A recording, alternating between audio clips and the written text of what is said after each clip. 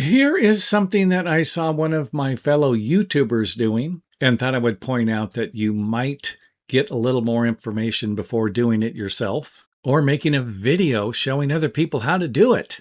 And I'm not about to suggest that the individual was doing anything wrong. But what I am going to suggest is that most building codes would like to see the framing members for a stair landing attaching to the other framing components like wall framing studs. And a common method for this will be with 16D sinkers or common nails.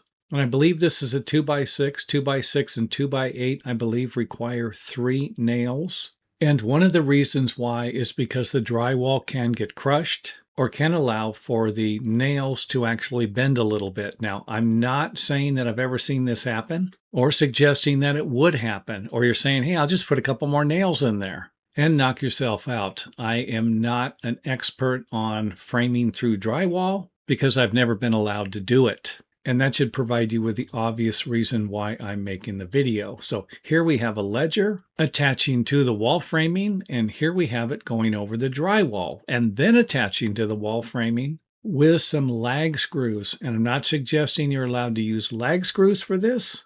However, according to some of the information I found on the internet, there are approved fasteners sold from some of the popular building manufacturing hardware product sales companies. But since I am not associated with them or interested in selling their products, you will have to find them on your own or simply do what I would do if I was working on a remodeling project, and that would be to just simply cut out the drywall so that I could firmly attach the ledger and the other stair framing components that will have a structural load transferring through them, so that I don't have to worry about the building inspector telling me to tear out my landing and reframe it. And don't forget to use hangers for the joist to the ledger connection. And if you don't want to tear out the drywall, just simply build a wall underneath the landing as another option for transferring the load.